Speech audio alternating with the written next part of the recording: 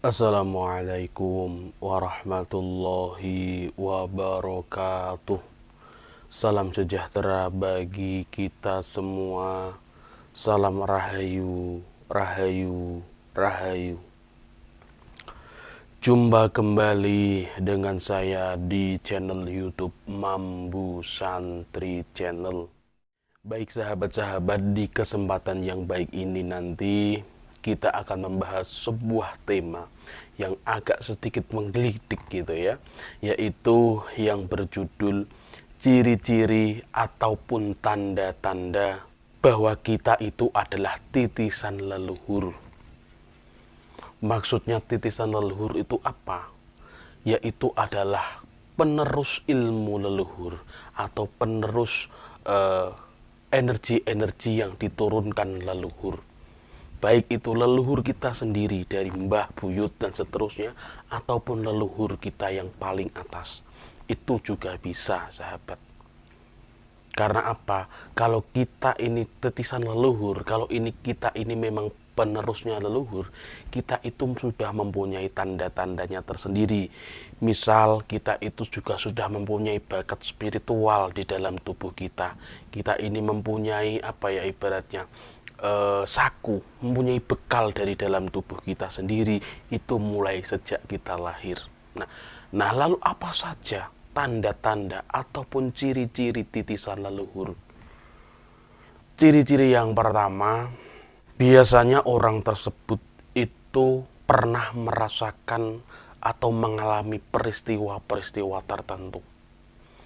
Misalnya saja orang tersebut itu seolah-olah sudah pernah berkunjung di suatu tempat atau pernah ke tempat tersebut, tetapi pada kenyataannya dia hanya baru sekali di tempat tersebut, tapi seolah-olah dia itu sudah pernah ke tempat tersebut.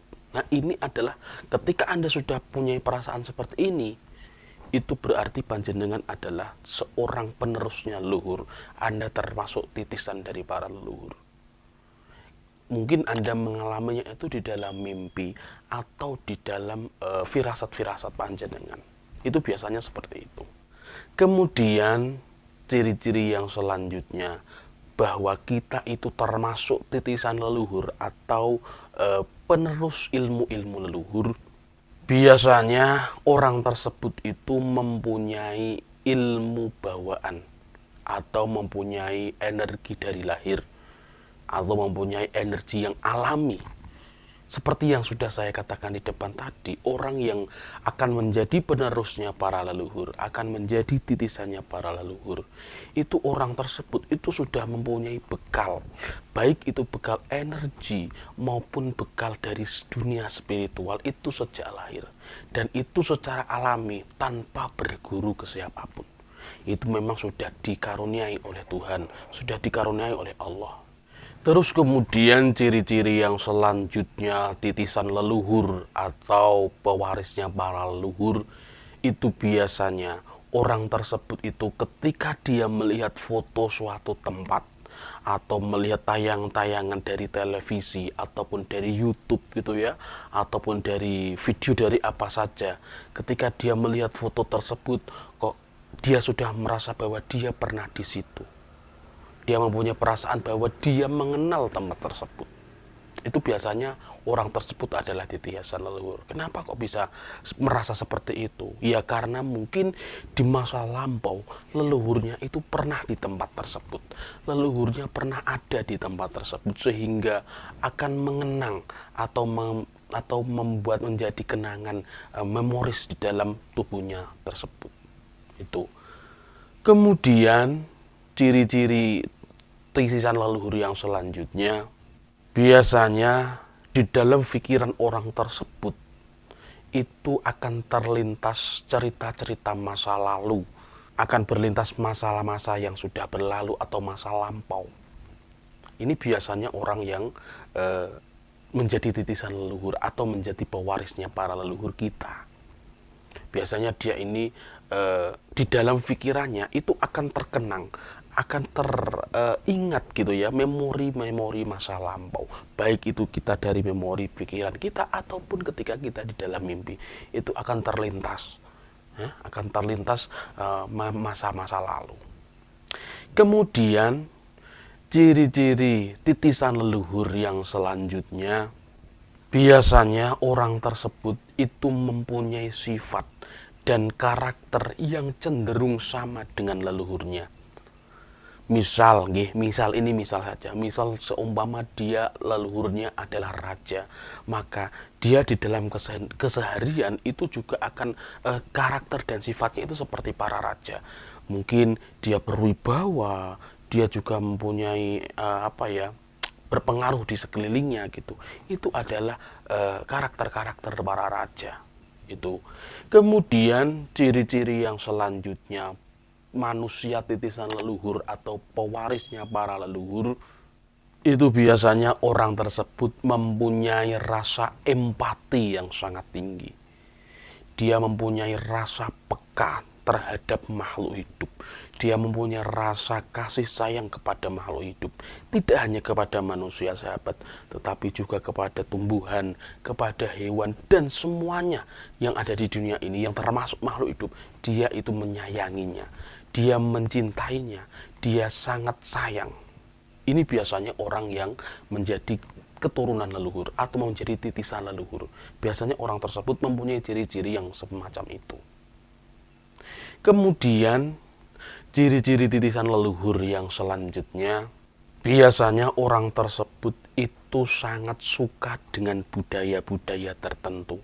Dia suka dengan kebudayaan yang ada di sekitarnya, dan dia juga lebih menyukai kata-kata yang bermakna, kata-kata yang bijak, atau dia itu cenderung tua umurnya, menyukai yang sudah orang tua pikirkan. Dia itu umurnya itu cenderung tua walaupun umurnya masih muda.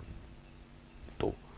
Kemudian ciri-ciri yang selanjutnya, manusia atau orang yang menjadi titisan leluhur atau menjadi pewaris ilmu leluhur, biasanya orang tersebut ketika di dalam mimpinya ataupun ketika di dalam hening atau ketika dalam semedi itu akan terlintas kenangan masa lalu. Seperti yang sudah saya katakan di depan tadi, orang tersebut akan teringat memori masa lampau atau masa lalu, sehingga dia akan lebih mencintai para leluhurnya, dia akan lebih menghormati para leluhurnya, dan itu akan menjadikan dia semakin dewasa, dan itu akan menjadikan dia itu sebagai penurun atau penerusnya ilmu dari para leluhur-leluhurnya tersebut.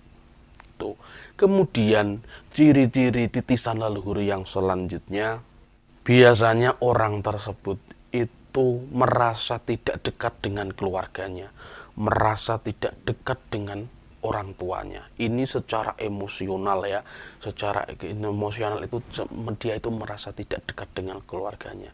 Ini mungkin disebabkan leluhurnya pada zaman dahulu ini sudah beda dari jalur keturunan, tetapi leluhurnya ini sudah dari mbahnya yang lain gitu, yang cabang yang lain, itu biasanya seperti itu. Dia merasa bahwa dia ini tidak dekat dengan keluarganya, dia merasa tidak dekat dengan orang tuanya, bahkan dengan anaknya. Kemudian ciri-ciri titisan leluhur yang selanjutnya, biasanya orang tersebut itu sangat suka menyendiri. Orang tersebut itu suka sendirian daripada berkumpul-kumpul rame-rame, atau bisa juga dia itu menyebutnya adalah topong rame. Ini mungkin dia ingin semedi gitu ya, dan ketika dia posong rame atau dia ini merasa sendiri, itu dia akan pikirannya lebih jernih, dan ketika dia mengambil keputusan itu akan menghasilkan keputusan yang bijak, akan menghasilkan solusi-solusi yang sangat bijak.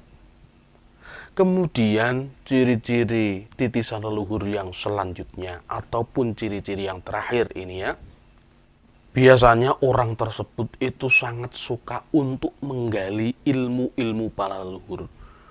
Orang tersebut akan suka dengan ilmu-ilmu kasepuhan, walaupun orang tersebut umurnya itu masih muda. Tetapi dia cenderung tua. Karena apa? Dia sangat suka. dia sudah menjadi paknya, dia sudah menjadi titisan leluhur. Jadi otomatis dia akan mencintai ilmu para leluhur. Dia akan otomatis mencintai ilmu kasepuhan. Ini otomatis di dalam dirinya, tidak dibuat-buat gitu ya. Jadi dia akan mencintai ilmu leluhur atau menyukai ilmu-ilmu kasepuhan itu secara otomatis di dalam tubuhnya. Walaupun dia masih muda. Walaupun dia masih muda, ketika dia sudah mempelajari ilmu-ilmu leluhur dan dia menjadi titisan leluhur, dia akan menjadi orang yang sangat bijaksana. Dia juga akan dihormati di sekelilingnya. Dia akan diorangkan di sekelilingnya. Dia akan banyak disegani oleh orang-orang yang ada di sekelilingnya. Wallahu a'lam bishawab. Nah, itulah sahabat-sahabat ciri-ciri orang yang menjadi titisan leluhur atau menjadi penerus ilmunya para leluhur. Nah, apakah ciri-ciri yang sudah kami sebutkan itu ada di dalam diri panjenengan? Kalau memang ada atau mungkin ada pengalaman yang lain tentang ilmu leluhur atau leluhur, panjenengan bisa share di kolom komentar gitu ya, atau nanti kita bisa bertukar pengalaman di kolom komentar gitu ya. Terima kasih kepada sahabat-sahabat yang sudah menonton video sampai di detik ini. Apabila ada kebenaran dalam penyampaian saya, itu semata-mata adalah pertolongan Tuhan yang Maha Kuasa, pertolongan Allah Subhanahu wa Ta'ala. Dan apabila ada kesalahan dalam penyampaian saya, itu semata-mata adalah kebodohan dan kekurangan saya pribadi. Saya minta maaf yang sebesar-besarnya. Salam rahayu, rahayu, rahayu. Wassalamualaikum warahmatullahi wabarakatuh.